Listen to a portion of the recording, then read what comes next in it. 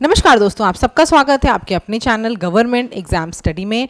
दोस्तों आज हम इस वीडियो में बात करने जा रहे हैं यूपीएससी जूनियर असिस्टेंट की आपकी कंप्यूटर क्लास और आज का टॉपिक है माइक्रोसॉफ्ट वर्ड। कंप्लीट कंप्यूटर की प्लेलिस्ट आपकी चैनल पे पड़ी हुई है, जाकर ज़रूर देख लीजिएगा। To the point content, important theory plus MCQs जो भी आपके एग्जाम के पॉइंट ऑफ व्यू से बहुत इंपॉर्टेंट है वो सारी चीज़ें वहाँ पर आपको मिल जाएंगी। एक दो टॉपिक और रह गए, उसके तुरंत बाद आपको पीडीएफ दे दिया जाएगा। हर वीडियो के बाद आप पीडीएफ ही मांगते हो तो मैं हर बार आपको एक ही जवाब देती हूँ, जब वीडियो पूरी हो जाएगी जिससे कि आप वीडियो को देख के समझ सको, फिर आप पीडीएफ लोगे तो आपको पढ़ने में, रिविजन करने में एक अलग आनंद मिलेगा, अलग अच्छे से आपको समझ में आएगा। फटाफट शुरू कर लेते हैं एमएस वर्ड क्या है और इसके बाद हम लोग प्रैक्टिस सेट भी कुछ क्वेश्चंस भी करेंगे। एमएस वर्ड जब आप ओपन करते होगे तो ऐसा दिखता होगा, आप सभी ने देखा होगा, एमएस वर्ड जरूर यूज किया होगा। एमएस वर्ड का देखो काम क्या कर सकते हो आप, या आपको डॉक्यूमेंट मिलता है तो आप यहाँ कुछ भी डॉक्यूमेंट लिख सकते हो, टेक्स्ट कुछ भी टाइप कर सकते हो, आप मेल कर सकते हो किसी को, या फिर आप दोस्तों यहाँ से जो देखो पहला ये ऐसा चीज बना था जिसका आप प्रिंट भी ले सकते हो, इसका आप प्रिंट भी निकाल सकते हो, ठीक है, माइक्रोसॉफ्ट वर्ड का। और इसमें ढेर सारे आपके ऑप्शंस होते हैं, आप इसको टाइप कर दो उसके बाद ये अलाइन हो जाते हैं। अलाइन कैसे हो जाते हैं, या तो लेफ्ट की तरफ हो जाते हैं या राइट में हो जाते हैं। सेंटर में आप हेडिंग लिखना चाहो वो भी कर सकते हो आप, दोनों तरफ से अलाइनमेंट जिसको हम जस्टिफाई बोलते हैं वो भी कर सकते हो आप। बोल्ड लिख सकते हो, इसमें इटैलिक्स यूज कर सकते हो, अंडरलाइन कर सकते हो, कोई लिंक चाहो तो वो भी इसमें अटैच कर सकते हो। आपने देखा होगा विकिपीडिया वगैरह में क्या होते हैं, लिंक आपको दिए होते हैं जिससे आप दूसरे लिंक पे भी जा सकते हो। तो यानी कि इसमें देखा जाए तो माइक्रोसॉफ्ट वर्ड में आप सब कुछ कर सकते हो, जो जो चीज़ आप चाहोगे। नाम क्या लिखा हुआ अगर दिख रहा हो तो ठीक है, नहीं तो रेड में है, यहाँ पे नाम क्या दिख रहा है, डॉक्यूमेंट वर्ड। तो बाय डिफॉल्ट अगर देखा जाए माइक्रोसॉफ्ट में तो हमेशा जो नाम आता है वो क्या आता है, डॉक्यूमेंट वन आता है। बाकी आप जो चाहो वो कर सकते हो, अपना नाम जो भी आपकी फाइल का नाम है आप वो कर सकते हो। यहां पर आपके पास आपको दिख रहा होगा कैलिब्री लिखा हुआ है, आपके पास मंगल फॉन्ट अगर आप हिंदी में कर रहे हो, इंग्लिश में ढेर सारे फॉन्ट आपके होते हैं, टाइम्स न्यू रोमन होता है, एरियल होता है, जो आप चाहो वो यहां मिल सकता है आपके पास। और भी कई ऑप्शंस आपके माइक्रोसॉफ्ट वर्ड में है। बेसिकली ये किस लिए यूज होता है, ये आपके लिखने के लिए, टेक्स्ट है, ई बुक लिखना चाहो, जो लिखना चाहो वो आप इसमें प्रॉपर लिख सकते हो अपनी हेडिंग के हिसाब से, फिगर फोटो इसमें अटैच कर सकते हो, लिंक अटैच कर सकते हो, ठीक है। अब देख लो इस विंडो में क्या क्या है। सबसे ऊपर जो डॉक्यूमेंट वन होता है आपका वो क्या है, आपका टाइटल बार। ये क्या है, आपका टाइटल बार होता है, ठीक। उसके बाद नीचे जो आपकी चीजें लिखी हुई हैं, फाइल, एडिट, मेन्यू, ये सब, ये क्या होता है आपका, ये आपका मेन्यू बार होता है, ठीक है। उसके बाद वाला क्या है, मेन्यू बार है। उसके बाद जो आपका ऑप्शन दिख नहीं रहा होगा आपको उतना क्लियर, सेव वगैरह का जो ऑप्शन बनता है, जहां पे सेव वगैरह की फोटो बनी होती है, वो क्या होता है आपका दूसरा वाला, जहां सेव वगैरह का बना हुआ है वो आपका क्या है दोस्तों, स्टैंडर्ड टूल बार। क्या है, स्टैंडर्ड टूल बार। फिर आपका देखो रूलर होता है, रूलर क्या है ये दिख रहा है आपको अपने डॉक्यूमेंट को नीचे ऊपर ले जाना है या इधर करना है। कई बार आप क्या करते हो, पेज को बड़ा करते हो, छोटा करते हो, तो ये आपके दो रूलर होते हैं, एक वर्टिकल रूलर होता है, एक आपका हॉरिजॉन्टल रूलर होता है। जैसे चाहो वैसे आप इसको कर सकते हो, ठीक है। नीचे आपका यहाँ पे स्टार्ट का बटन दिख रहा है जो हमेशा आपको पता है अवेलेबल रहता है, इसको टास्क बार बोलते हो। यहाँ से सीधे आप स्टार्ट बटन से माइक्रोसॉफ्ट वर्ड पे जा सकते हो। स्टार्ट का बटन क्लिक करोगे आपके पास ऑप्शन आ जाएगा माइक्रोसॉफ्ट ऑफिस। अब उसके अंदर जाओगे तो आपको माइक्रोसॉफ्ट वर्ड दिख जाएगा। देखो माइक्रोसॉफ्ट वर्ड जो है दोस्तों, इसके कई वर्जन आ चुके हैं। अभी लेटेस्ट जो आजकल चल रहा है वो एमएस आपका 2021 है, एमएस 2010 आ चुका है, 2013 है आपका, 1997 है, यानी ढेर सारे अपडेटेड वर्जन एमएस के आते रहते हैं। क्यों आते रहते हैं, आजकल चीज़ों के साथ साथ क्या है, आपकी डिमांड बढ़ रही है लोगों की। इक्वेशन वगैरह आपको पता है ना, यहाँ पे इक्वेशन भी लिख सकते हो आप माइक्रोसॉफ्ट वर्ड में अपनी, तो इक्वेशन वगैरह लिखनी है तो कई नई चीज़ें हैं, कई आपको डिवीजन के काम है, बड़ी बड़ी इक्वेशन लिखनी है, तो हर बार कुछ अपडेशन के साथ आपका नया माइक्रोसॉफ्ट आता रहता है, अपडेटेड वर्जन इसका आता रहता है। अब कुछ हिस्ट्री देख लेते हैं।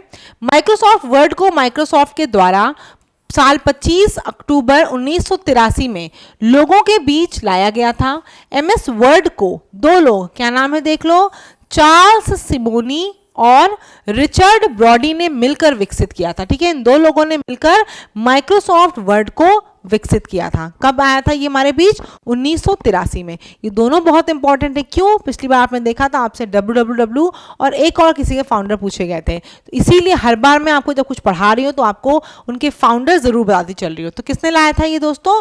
चार्ल्स सिमोनी और रिचर्ड ब्रॉडी ने इसको मिलकर माइक्रोसॉफ्ट वर्ड को विकसित किया था। आगे देख लो, जब ये 1983 में लाया गया था तो इसको सिर्फ जोनिक्स सिस्टम था, उसके मल्टी टूल के रूप में इसको यूज किया गया था। बाद में इसे अपडेट किया गया और प्रॉपर कब मिला आपको? प्रॉपर दोस्तों आपको 1989 से मिला है। 1989 से जो विंडोज आपके पास आई उसमें क्या था? उसके साथ इंटरफेस को और बेहतर बनाया गया। किसको? MS वर्ड को। और ये ऐसा पहला सॉफ्टवेयर था जिसमें टेक्स्ट का प्रिंट आउट अपने कागज पर आप निकाल सकते थे। ठीक है, यही एक ऐसा आपका पहला सॉफ्टवेयर था जहां पर आप क्या कर सकते थे? अपने टेक्स्ट का प्रिंट आउट निकाल सकते थे। क्लियर है? माइक्रोसॉफ्ट में ऐसी कोई चीज बहुत अंदर वाली नहीं जो आपको बताऊं। प्रैक्टिस सेट करोगे तो चीजें आपको और अच्छे से क्लियर होगी, काफी चीजें आपकी प्रैक्टिस सेट से ही समझ में आती हैं। यहाँ पे बेसिक जानकारी जो मुझे देनी थी आपको वो दे दी, और बहुत ज्यादा ऐसा इंपॉर्टेंट नहीं। देखो इस समय जो फेवरेट टॉपिक्स चल रहे हैं वो मैं आपको ऑलरेडी पहले करा चुकी हूँ। बिग डेटा प्रोसेसिंग हो गया, आर्टिफिशियल इंटेलिजेंस हो गया, इंटरनेट ऑफ थिंग्स हो गया, ई-गवर्नेंस हो गया, स्प्रेडशीट हो गया। ये सब इंपॉर्टेंट टॉपिक, फेवरेट टॉपिक है। इस समय UPSSC में जूनियर असिस्टेंट की बात करें तो MS वर्ड वगैरह क्योंकि पहले से लगातार पूछा जा रहा है तो इतना इसमें से अब क्वेश्चंस नहीं आ रहे हैं इस समय।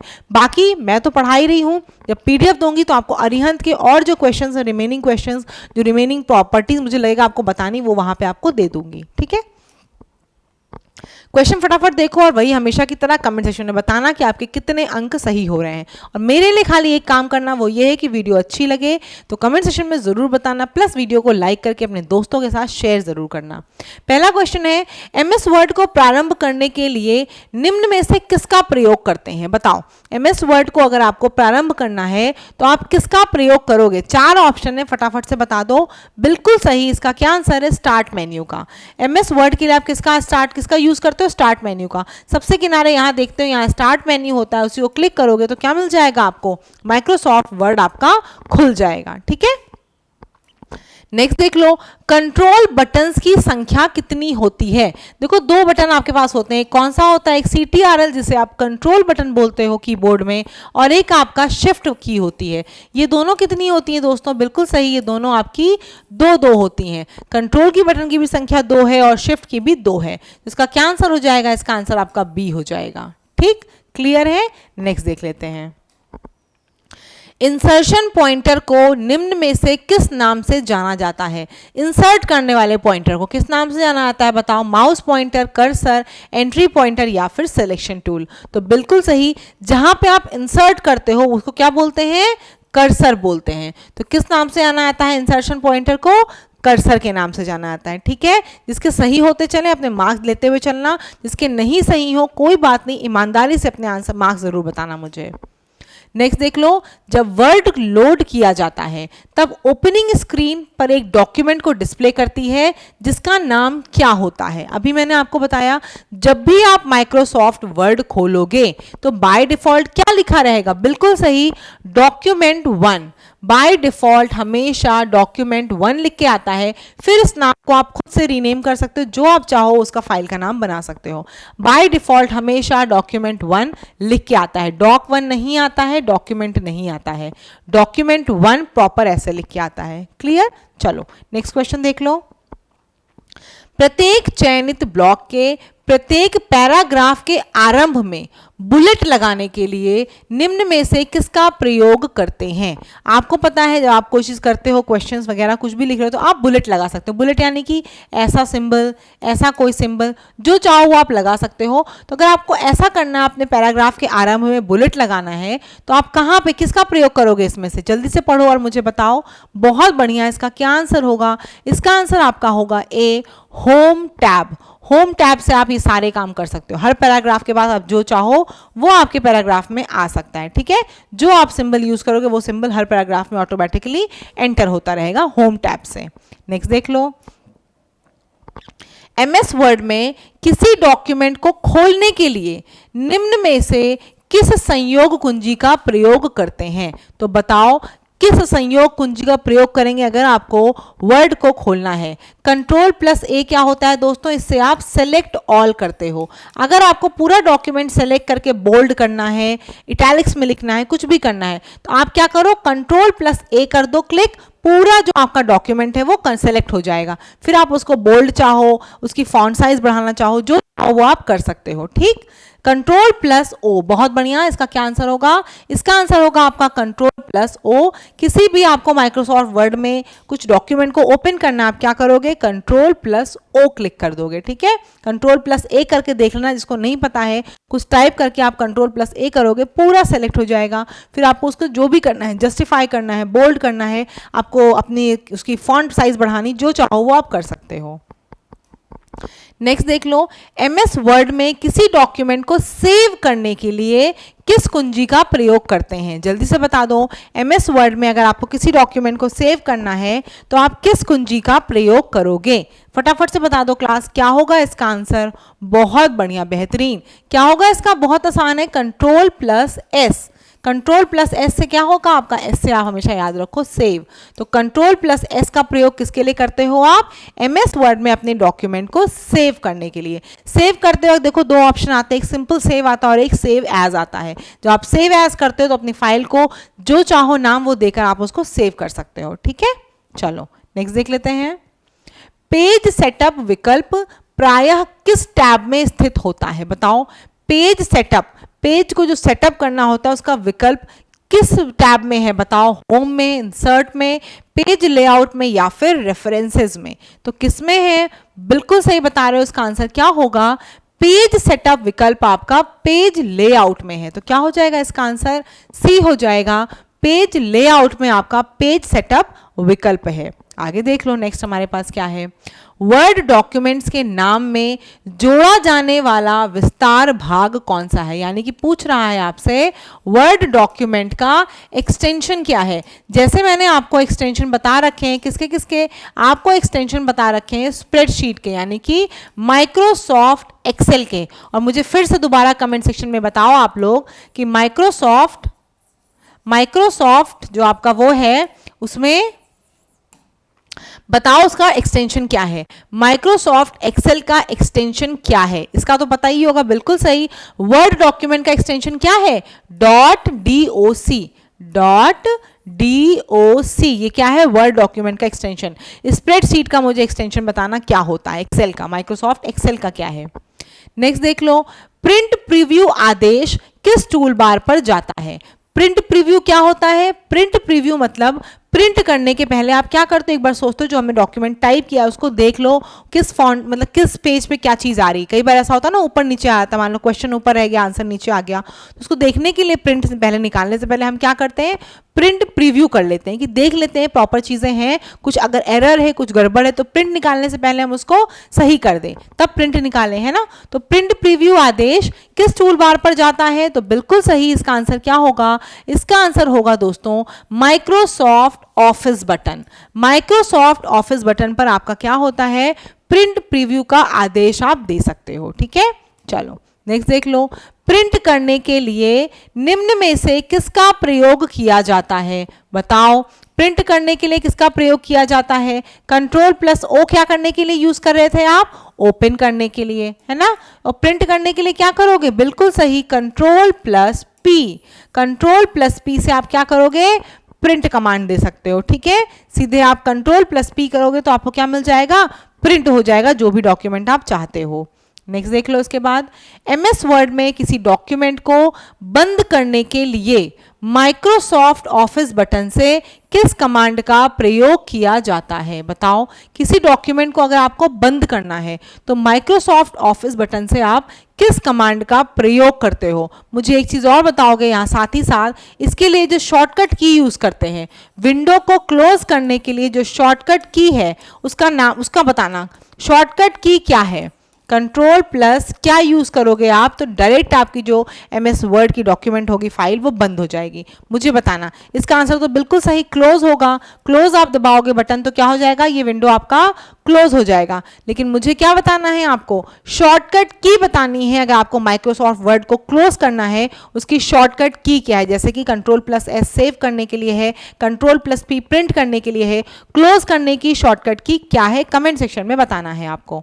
मैं देखो जानबूझ के कुछ चीज़ें आपको नहीं बताती हूँ, आपको नहीं पता होगा तो आप हो सकता है बताने के ही चक्कर में आंसर गूगल पे सर्च करोगे। जब गूगल पे सर्च करोगे तो 2-3 आपको चीज़ें और दिख जाएंगी, 2-3 और नए क्वेश्चन हो सकता दिख जाए आपको। चलो नेक्स्ट देख लो, कौन सा अलाइनमेंट मोड डॉक्यूमेंट को दोनों ओर से अलाइन कर देता है। अलाइन मतलब जैसे आप कॉपी में लिखते हो तो कॉपी में क्या होता है, लिखते लिखते क्या होता है, देखते हो बहुत से लोग लिखते हैं, बहुत से लोग ब्लैक बोर्ड पे, बहुत से टीचर भी ऐसा लिखते हैं, वो क्या करते हैं यहाँ से लिखना शुरू करते हैं और कहो ऊपर चलते चले जाए, है ना, या फिर नीचे चलते चले आएंगे, टेढ़ा मेढ़ा लिखते हैं। तो आपका क्या है, आपने कुछ भी टाइप वाइप किया बड़ा छोटा, उसके बाद आप क्या कर सकते हो, उसको अलाइन कर सकते हो, सही कर सकते हो। प्रिंट तभी देखो, प्रिंट निकलती कोई चीज साफ सुथरी दिखती है।